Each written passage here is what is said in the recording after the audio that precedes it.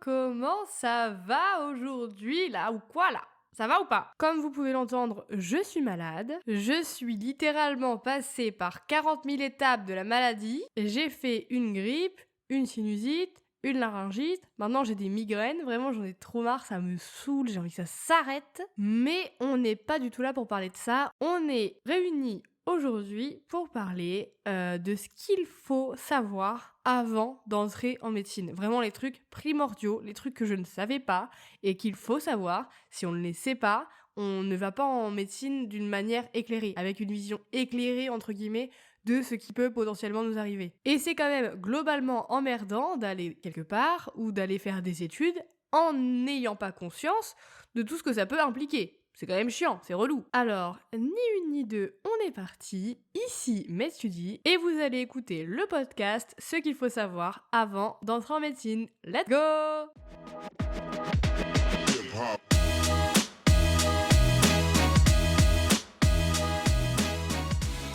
Aujourd'hui, je ne vais pas parler de, en gros, les années, internat, externat, du temps de chaque année, des options avec la PASS, la LAS, de quelle est la meilleure option. Tout ça, je vais pas aborder tout ça parce que c'est des choses qu'on peut avoir un peu n'importe où, entre guillemets, sur n'importe quel site, sur Onicep, sur tout ce que vous voulez. On peut avoir ces notions-là. Moi, ce que je vais dire, c'est ce qu'on ne vous dit pas. C'est ce qu'on ne dit pas avant d'aller en médecine. Personne ne le dit, personne n'en parle, je sais même pas pourquoi. Et ça, je vais le dire. Ça, c'est important. Le reste, c'est important aussi, mais c'est pas réellement le sujet du podcast, en gros. Là, je vais pas vraiment revenir sur la généralité, sur les bases. Je vais vraiment aller dans les trucs que personne ne dit, quoi. Une des premières choses qui, moi, personnellement, m'a marqué, c'est que c'est pas la première année qui est dure. C'est toutes les études. On part souvent avec l'idée que nous dit notre famille ou nos amis ou je sais pas quoi, ouais, la première année c'est dur et après ça va, une fois que la première année est passée, c'est difficile, mais après ça va, c'est mieux, machin. Non. Non, c'est faux, c'est faux, c'est faux, c'est archi faux, c'est tout ce que vous voulez en faux, quoi. Pour que vous puissiez bien comprendre, la première année, donc la LAS ou la PASS, c'est quelque chose de difficile parce que on est nombreux et beaucoup de personnes veulent rentrer dans ces études, et donc du coup, c'est difficile parce qu'on est nombreux et que les exigences sont hautes en termes de notation. Mais les années d'après, en L2, en L3, les choses ne changent pas réellement. Je m'explique. Admettons, en première année, tu as 80 polis à apprendre par cœur. Là, la difficulté, c'est la notation. Donc c'est d'avoir la meilleure note sur ces 80 polis pour pouvoir espérer passer en médecine. Une fois que t'es passé en médecine, en L2, en L3, tu as toujours 80 polis à connaître par cœur. Là, la difficulté est différente parce que en fait, maintenant, ce qui te pose pas de problème, c'est pas vraiment la discipline ou la motivation pour apprendre ces polis parce que cette discipline, cette motivation, tu l'avais en LAS, en PASS parce que tout le monde te l'a dit, tout le monde à l'extérieur te le dit, tu es prêt pour ça. Sauf qu'en L2, L3, tu es pas prêt pour ça. Donc cette motivation, cette discipline, tu la perds totalement. Et donc, la difficulté en L2, en L3, pour avoir 10 à tes partiels, c'est justement d'avoir cette motivation. Ce problème, tu ne l'avais pas en LAS ou en PASS. Tu peux l'avoir, mais c'est pas la même chose. C'est pas la même problématique, parce que oui, bien sûr, t'as des baisses de motifs, t'as des baisses de travail, tu peux pas toujours travailler efficacement, machin. Mais vu que t'es nouveau, vu que t'es motivé, et vu que c'est la norme, et vu que tout le monde t'en a parlé, et vu que t'es prêt depuis que t'as 15 ans, si tu veux faire médecine depuis que t'as 15 ans, je dis n'importe quoi, t'es en mode, bon, ok, je le savais. En L2, L3, tout le monde te dit, mais L2, L3, c'est des soirées à foison, tu vas fumer, tu vas, je sais pas, te bourrer la gueule, tu vas faire tout un tas de trucs, mais pas vraiment. Parce que à côté, t'as toujours tes 80 polis, là, qui sont là et qui t'attendent. Alors oui, c'est vrai, je suis d'accord, c'est différent, parce que, on n'attend pas la même note. Donc, on n'a pas la même pression. Mais vraiment, ça reste hyper difficile de se motiver. Et t'as même limite, moi ce que j'ai ressenti, c'est à la fin de ma LAS, et quand je suis arrivée en L2, j'étais en mode ouais, je suis le roi du monde, let's go, machin, machin. Pas du tout, déjà, pour commencer. Et en plus, t'as un peu une descente, parce que t'as ce je travaille à fond pendant un an, et puis après, en L2, quand t'arrives, on te dit, les L3, tout ça, tout le monde te dit, parce que c'est un peu le culte du non-travail, on te dit, non, mais t'as pas besoin de travailler, t'inquiète. Vas-y, fais les soirées, sors, bourre-toi la gueule, machin, machin. Mais pas besoin de travailler. C'est pas vrai, c'est pas vrai. Donc vraiment, faut pas croire que c'est juste la première année qui est difficile. L2, L3, c'est compliqué, ça reste quand même, entre guillemets, abordable, parce que tu peux avoir du temps pour toi et tout ça, machin, machin, mais avec ce qu'on a vécu en LAS, en PASS et tout ça, ça reste difficile. Et après, t'as l'externat où, l'enfer sur Terre, on va pas revenir dessus, vous savez... Vous-même, vous savez que c'est un enfer, mais ouais, non, j'en ferai un podcast. Bref, c'est un enfer, ce truc. Et après, t'as l'internat, et suivant l'internat que tu choisis, ça peut être plus ou moins un enfer. Donc on n'est pas sur une petite balade de santé quoi finalement. Un autre truc auquel on peut être confronté, c'est la solitude. Vraiment, c'est quelque chose d'assez présent dans nos études. Tout simplement parce qu'il y a une bonne partie des personnes qui soit habitent loin de la fac, soit n'ont pas envie d'aller à la fac, soit je sais pas trop. Et donc du coup s'éloignent en fait d'une vie entre guillemets en communauté et bah s'enferment un peu dans leur solitude. Vous savez qu'on est en passe ou en LAS, et ben on est en mode ah oui mais j'ai pas le temps d'aller faire ça, j'ai pas le temps d'aller faire ci, j'ai pas le temps d'aller à la BU, j'ai pas le temps d'aller à la fac. On est en mode chaque 10 minutes compte pour avoir le concours. Et donc on a tendance à souvent rester chez soi, à s'enfermer chez nous finalement. Donc il y a des personnes à qui ça va très bien, qui sont solitaires, et il y a d'autres personnes à qui ça va pas et qui ont besoin de contact. Et cette notion de solitude peut vraiment leur peser sur le moral. Et moi, je sais que j'en ai fait les frais, notamment à partir de la L3 ma deuxième L2 et ma L3 où clairement, j'étais seule chez moi tout le temps. Je restais chez moi et j'étais juste chez moi et je travaillais plus ou moins. Et je sais que j'en ai pas mal souffert à ce moment-là de la solitude. Donc c'est vraiment quelque chose à prendre en compte. Par exemple, dans l'appartement que vous allez louer, si vous allez louer un appartement, je sais pas moi, avec vos potes, essayez de vous faire des créneaux. Par exemple, vous pouvez faire des appels vidéo ou je sais pas, essayez de faire des créneaux où vous pouvez vous voir, machin, machin. C'est vraiment important de garder un certain contact social pendant ces études pour éviter justement de se mettre un peu des bâtons dans les roues, comme par exemple la solitude. Il faut savoir aussi que vous serez confronté à de nombreuses personnes exigeantes autour de vous, comme les professeurs, vous-même et les patients.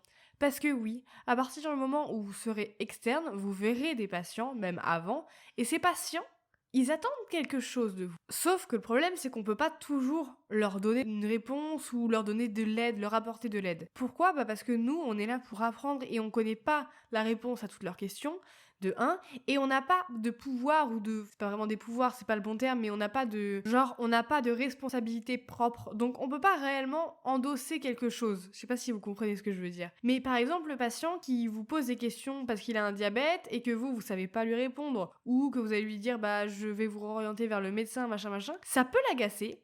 Et en fait, lui, il comprend pas, parce que pour lui, vous êtes un médecin, étudiant ou pas, il s'en fout. Pour lui, vous êtes un médecin, vous êtes là, vous devez savoir, vous devez connaître, vous devez pouvoir lui répondre. Ce qui fait que parfois, moi ça m'est déjà arrivé, ils font un peu des remarques un peu sèches, ou ils s'énervent un peu, ou ils sont en mode ouais, est-ce que je peux voir le médecin senior ou le responsable. Enfin vous voyez. Et donc du coup, il faut être préparé à ça, parce que moi je sais que ça m'a un peu perturbée. J'étais en mode punaise, mais... Et en fait, quand on se met pas à la place des patients, bah c'est vrai que on a du mal à comprendre. Alors que si on s'imagine être un patient comme eux quoi finalement, on se dit bah oui c'est normal, ils attendent quelque chose de moi. Pour eux, moi je porte une blouse blanche, j'arrive, je me présente, machin. Forcément qu'ils attendent quelque chose de moi, mais le problème c'est que moi j'ai pas toutes les réponses. Et cette exigence, les professionnels de santé vont aussi l'attendre de toi. Ils vont attendre que tu prennes des initiatives. Ils vont attendre de toi que tu saches faire une suture dès ta première garde. Ils vont attendre de toi que tu saches répondre à leurs questions, s'ils ont des questions sur les traitements, machin, parfois, ils te mettent un peu la presse en mode alors donne-moi la réponse. Et c'est pas toujours bienveillant. Ils vont attendre de toi que tu saches faire un plâtre directement dès ta première garde d'urgence. Ils vont attendre de toi que tu saches faire un bladder, que tu saches faire un gaz du sang, que tu saches gérer un flot de patients. Ils vont attendre ça de toi parce qu'ils ont pas le temps, malheureusement, tellement ils sont peu nombreux dans les services, ils n'ont pas le temps de l'enseigner, de te l'enseigner, pardon. Et donc du coup, ils attendent ça de toi.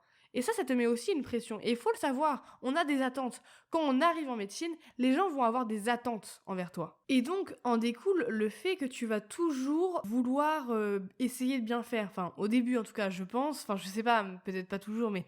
En tout cas, moi, j'essaie toujours de bien faire. Et le problème, c'est que je ne pose pas de limites. Et il faut savoir en poser. Il faut savoir dire stop.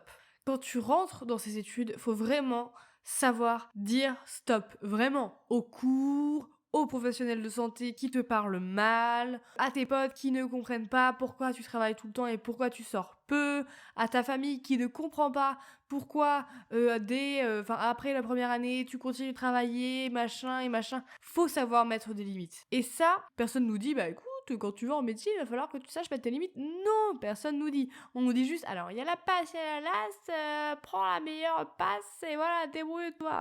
Et s'il y a bien une chose que tu dois garder en tête, c'est à partir du moment où une personne ne vit pas ça, elle ne peut pas comprendre. Vraiment. J'ai essayé maintes et maintes fois de l'expliquer à des gens de ma famille. À chaque fois, ils sont en mode oui, mais t'en fais trop, nanani. Non, tu n'en fais pas trop. À partir du moment où tu ne parles pas à quelqu'un qui a vécu ça, qui a vécu cette pression constante de la première à la dernière année, alors non, ils ne peuvent pas comprendre. C'est peut-être horrible ce que je dis, mais c'est la vérité. C'est vraiment, faut le faire, faut le vivre pour le comprendre, pour le croire, pour ressentir ce qu'on ressent, la pression qu'on a sur nos épaules. Parce que oui, tu vas en ressentir. Oui, je vois ta motivation, tu es là, tu vas en médecine, t'es super heureux, t'es en mode ouais, vas-y, je vais tout déglinguer, je veux devenir médecin, je veux devenir chirurgien, je veux devenir comme Meredith Grey, je dis n'importe quoi. Mais ça, c'est pas la réalité. La réalité, elle est vraiment différente. Et j'essaie de te préparer doucement à ça pour que, quand tu arrives face à cette réalité, tu te dises, ok, je sais, je savais ce qui m'attendait. Et ça, c'est vraiment important parce que moi, le nombre de fois où je me dis, mais punaise, mais pourquoi personne ne me l'a dit? Dites-le moi, prévenez-moi. Moi, j'ai besoin qu'on me prévienne. J'ai besoin de savoir. J'ai besoin de, je sais pas comment dire, mais bref, t'as compris. En découle de cette notion, connaître, avoir conscience de ce que tu peux vivre. Oui, tu peux vivre un burn-out. Alors oui, bien entendu, tu peux vivre une dépression ou un burn-out dans n'importe quelle étude. Mais c'est juste que là, tes chances sont un petit peu augmentées. Oui, tu vas essayer de faire ton maximum, tu vas essayer de trouver ton équilibre et je vais te donner 1 milliard d'astuces pour pas que tu n'aies à vivre ça. Mais sache-le, c'est possible, c'est envisageable. Il faut le savoir. Ok, je vais dans des études qui, oui, sont difficiles, qui, oui, ont un taux de personnes qui prennent des médicaments, des benzodiazépines, du Xanax, enfin c'est des benzos, mais bref, vous avez compris. Il y a plus de personnes qui, en tout cas, sont sensibles sur ces sujets-là en médecine. Voilà. Il y en a peut-être beaucoup moins en comptabilité, mais j'en sais rien, à vrai dire. Moi, je parle pour ce que je connais, je sais pas, peut-être qu'il y en a autant en comptabilité, et dans ce cas-là, venez tous ensemble, on va lutter contre ça, quoi. Ce que je vais dire, c'est que faut en avoir conscience. Et moi, j'en avais pas conscience. Moi, je suis partie en médecine en me disant, vas-y, t'inquiète, ça va le faire. Comme tout ce que je fais dans ma vie, je suis en mode, oh, t'inquiète, ça va le faire, c'est bon, t'inquiète, je gère. Ouais, nickel. Pas du tout. Je ne gère rien du tout. Rien du tout. Autre point à savoir, c'est que ces études durent en moyenne, on va dire, 12 ans. Sur ces 12 ans, sache que tu vas être littéralement la prostituée de l'État. Pardon du terme, mais c'est vrai. Voilà, faut dire les termes. Tout simplement parce que déjà, L1, L2, L3, t'es pas payé. Externa, t'es payé environ 2 euros de l'heure. 2 euros de l'heure. Voilà, c'est juste une info. C'est-à-dire que, en gros, moi, je gagne 220 euros par mois pour travailler 6 mois. Je travaille environ 6 mois à l'hôpital. Je fais environ 35 heures, c'est faux, j'en fais plus, mais on va dire, je fais 35 heures à l'hôpital. Je suis quelqu'un qui, bien entendu, apprend, mais qui aide. On peut dire que je suis une sorte d'assistante, assistante à l'interne, assistante au chef. Donc, entre guillemets, on pourrait dire que je suis une apprentie, parce que je suis une apprentie médecin, et en plus, je les aide, comme font les apprentis quand ils vont dans des entreprises. Et pourtant, je ne perçois pas du tout le salaire d'un apprenti. Non, je perçois 2 euros de l'heure. C'est quoi ce truc? Bon, déjà, tu vas pas gagner de la thune, ça faut le savoir. J'emploie un ton un peu humoristique parce que j'essaye d'en rire, mais c'est vrai que ça me fait pas spécialement rire parce que 2 euros de l'heure, c'est pas bénef. Mais bon, pourquoi pas? Pourquoi pas? Allez, soyons joyeux. Autre point à savoir, tous les internes, peu importe leur spécialité, sont payés de la même manière. Sur une base d'à peu près, je crois, 1400 ou 1500, plus après, c'est les gardes qui sont payés, donc qui rajoutent de l'argent. Mais en gros, en interne, ça gagne en moyenne, on va dire, 1700 euros par mois net. Voilà. Donc, pendant 12 ans, sache que tu ne vas pas gagner beaucoup d'argent. Voilà. Si tu fais ça pour l'argent, ne fais pas ça pour l'argent, ça ne sert à rien. Autre chose à savoir, c'est que oui, tu vas sans doute pleurer. Et c'est pas grave. Franchement, je pense qu'on pleure tous. Oui, tu vas en avoir marre. Oui, tu vas avoir envie d'arrêter. Oui, tu vas ressembler à rien à un moment donné.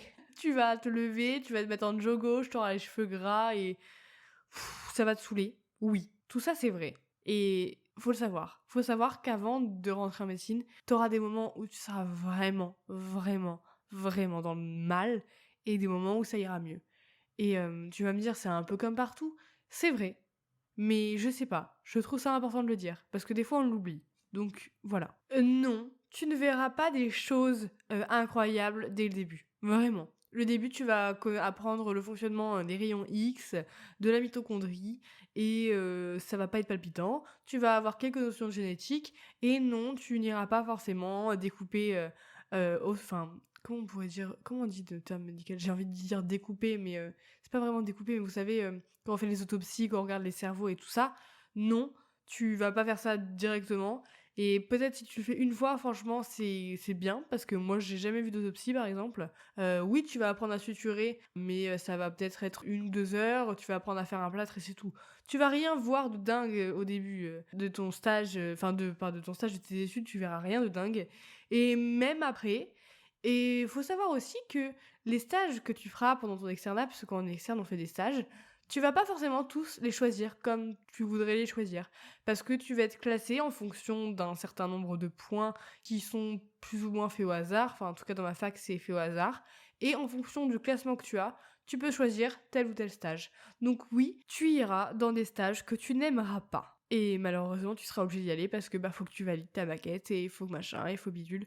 Donc non, c'est pas glamour, c'est pas vraiment Grey's Anatomy, je vais pas te mentir. Ah, et c'est fort probable que tu ne sauves personne aussi. Désolée de te le dire, mais pendant ta L2, L3, tu vas pas sauver grand monde. Quand tu iras en stage, tu seras plutôt une plante verte, je vais pas te mentir. Il y aura le chef, l'interne, l'externe, peut-être même l'infirmière, l'infirmier, l'aide-soignant, la SH, n'importe quoi. Et toi, à la fin, tu seras tout au bout de la file. Et parfois même, ils ne te répondront pas quand tu poseras des questions. Donc oui, tu seras un peu ignoré. Et ça, faut le savoir, parce que moi, je sais que personne m'avait dit ça. Et genre, quand j'allais en stage et tout, j'étais en mode, mais vous m'avez vu ou pas? Franchement, des fois, je n'y allais même pas. Je ne recevais même pas de mots, de la scola qui me disait que j'étais absente. Personne ne l'avait remarqué. Je suis une plante verte. Quand tu es externe, t'es toujours une plante verte. Mais t'as un petit peu plus de responsabilité, mais tu vas pas sauver des vies. Franchement, non. Le principal rôle que tu auras quand tu seras externe, ça sera d'aller voir les patients, de faire un examen clinique, de reprendre tous leurs antécédents, leur histoire de leur maladie, leur mode de vie, tout ça, et de l'écrire dans un dossier. Globalement, c'est ça. Faire des cafés et emmener des prises de sang au labo. Non, je suis hyper pessimiste. Non, non, non. Non, tu vas faire des trucs cool aussi, tu vas peut-être voir des gestes et tout. Non, là, je suis grave pessimiste. Mais c'est juste pour pas que tu idéalises quelque chose. Alors que franchement, c'est pas très glamour en réalité. Et l'une des dernières choses, c'est que vraiment, la médecine, c'est une relation toxique.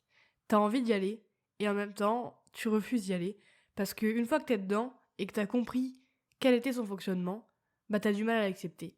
Et c'est vraiment quelque chose de toxique entre elle et moi, entre vous et elle, entre tout ce que vous voulez.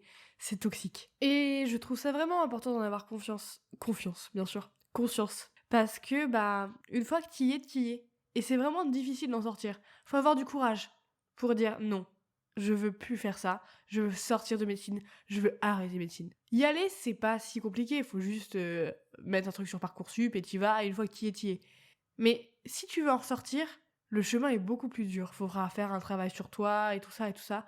Et ça, c'est difficile. Bon, si t'écoutes ce podcast, c'est parce que tu veux aller en médecine et tu veux y rester. Mais voilà, je te préviens de tout. Comme ça, tu sais tout. Voilà, tu sais. Bon, ce podcast n'avait aucun but de démoraliser qui que ce soit ou de ne plus donner envie de faire médecine ou quoi que ce soit. Médecine, c'est aussi génial. T'apprends des choses, tu vois des gens, tu rigoles, il y a du partage, il y a de l'aide, il y a parfois de l'entraide entre les étudiants, pas tout le temps bien entendu, il y a plein de choses positives, il n'y a pas que des choses négatives.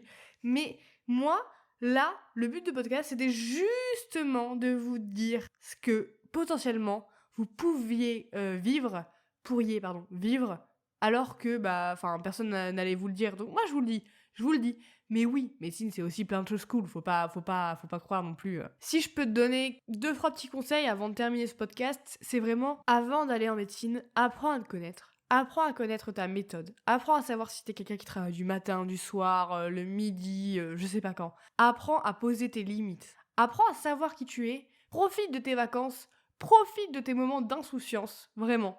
Profite de ça. Ça, c'est super important. Et surtout, je t'en supplie, ne te compare pas. Vraiment, ne te compare pas. Si j'ai bien appris un truc ces derniers temps, c'est de pas me comparer. Parce que là, mon semestre, c'est le semestre où j'ai le moins travaillé depuis que je suis en médecine. Non, peut-être pas. Non, j'exagère. Mais c'est un des semestres où j'ai le moins travaillé, ou en tout cas en termes de temps, et c'est le semestre que j'ai mieux réussi. Et ça, je t'en parlerai dans un autre podcast, mais vraiment, apprends juste à savoir qui tu es, à savoir quelle est ta méthode, comment tu travailles, combien de temps tu peux travailler, comment tu vas apprendre, et c'est le principal. Je sais pas si vous l'entendez à ma voix, mais je vais arrêter le podcast maintenant parce que là, entre chaque slide, enfin entre chaque enregistrement, je tousse comme si j'allais clamser. C'est pas grave, au moins j'ai réussi à l'enregistrer et c'est le principal. C'était vraiment un podcast pour vous prévenir, pour vraiment faire de la prévention et pour transmettre ce que j'ai appris, moi. Les erreurs que j'ai faites, ou c'est pas vraiment les erreurs que j'ai faites, mais plutôt ce que j'ai appris et ce que vous devez savoir avant de rentrer dans ces études. Donc voilà. J'espère que ce podcast vous aura plu. En tout cas, moi, j'y ai vraiment mis mon âme, là. Vraiment, j'ai mis toute mon âme dans ce podcast. Je vous dis à la semaine prochaine et je vous fais des gros bisous. Mais là, ça va pas du tout parce que je finis comme Dance With Him. Dance With Him, c'est une podcasteuse et tout. Enfin, elle s'appelle Radio Mama et elle finit toujours comme ça. Donc, on va pas finir comme ça. On va finir comme on fait d'habitude. Et donc, d'habitude, on fait plus un truc du genre... Ciao! Allez, bisous!